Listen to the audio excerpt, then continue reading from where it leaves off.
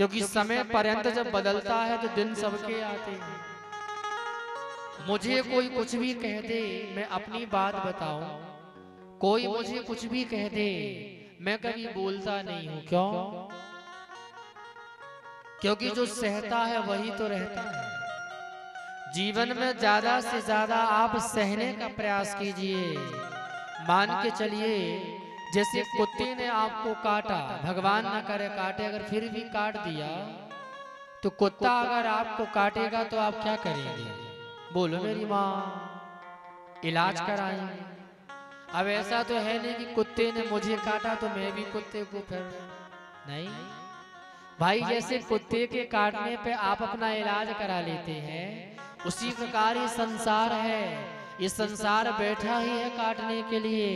और याद रखिएगा, कहने वालों ने राजा राम को नहीं छोड़ा तो हमें और आपको लोग कहां से छोड़ेंगे।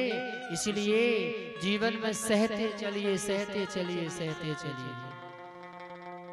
जो झाड़ ज्यादा झुकना जानता है उसमें फल बहुत ज्यादा होते हैं, और जो झाड़ सीधे ऊपर जाता है उसमें फल नहीं होते। लिप्टस का झाड़ आपने देखा है? देखा होगा। जब हवा चलती है तो वो पलाक से टूटता है। टूटता है कि नहीं? टूटता है। जैसे लिप्टस का झाड़ हवा चलते ही पलाक से टूट जाता है, उसी प्रकार इस संसार में कुछ लोग ऐसे ही हैं जिनके जीवन में अहंकार है। जब समय आता है तो ये भी पलाक से टूटते हैं, समय नहीं लगता। सूजी महाराज कहते हैं जीवन में सहने का प्रयास कीजिए। जैसे मूर्तिकार जब मूर्ति बनाता है, बार बार हथेली छेनी कि बार बार चोट मारता है। क्यों? मूर्ति का आकार बनाना है। जरा समझिएगा, पत्थर एक है, पत्थर एक है। मूर्तिकार जब छेनी मारता है और हथौड़ी, तो आपने देखा होगा कि वो बार बार इतने जोर से मारता है कि कभी कभी कोई कोई पत्थर टूट जाता है। टूटता है कि नहीं? टूट जाता है। मान के चलो, एक पत्थर से आप सलाह लीजिएगा, जीवन में एक बात सीखिएगा।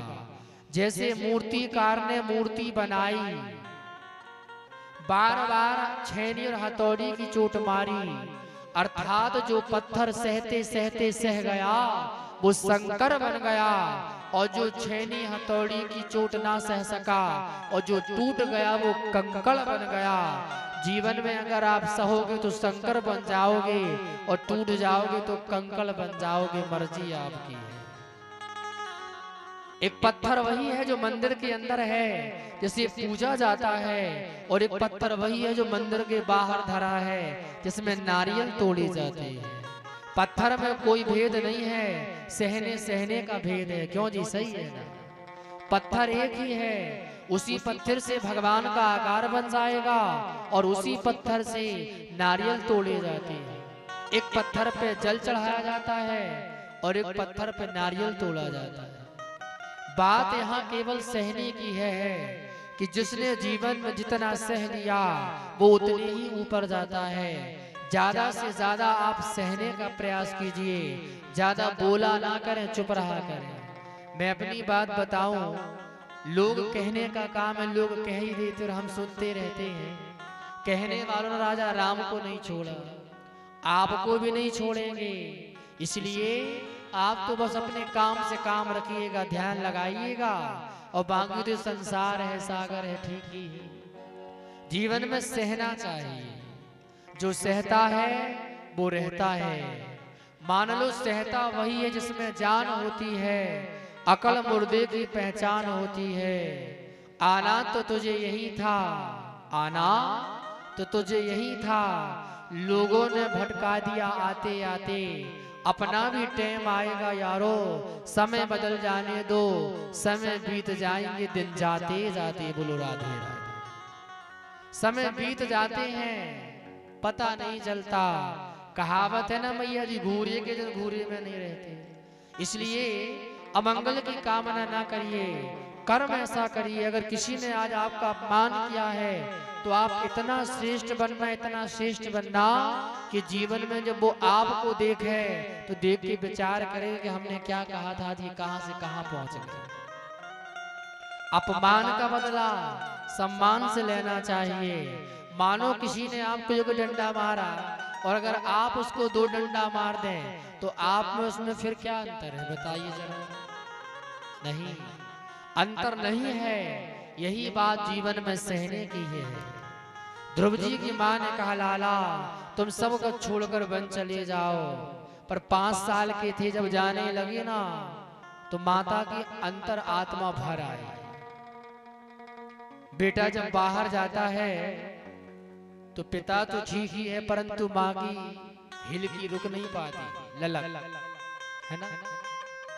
बेटा अगर बाहर काम करने गया है तो वो जब तक आएगा नहीं माँ को चैन नहीं पड़ सकती, नींद नहीं आएगी। क्यों गया है, जब आ जाएगा देख लूंगी तब ही सोऊंगी। ऐसा कई माताओं बहनों का विचार रहता है। ये करुणा है। जरा विचार कीजिए, एक माँ की ममता, माँ की ममता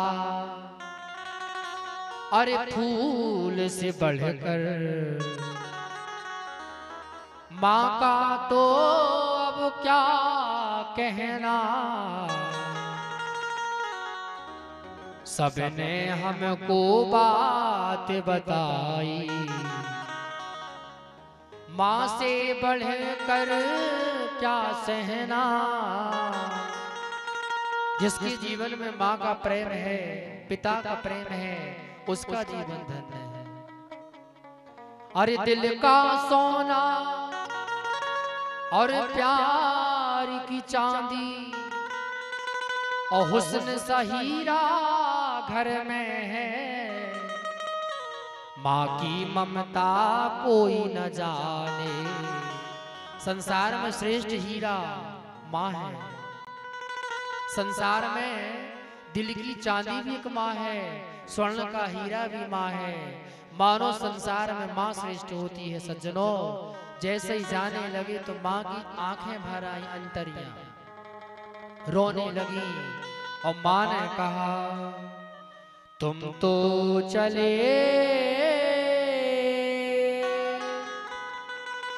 बन संग लला, नित्य भोजन का करा बहुगी। दुई ने अतीत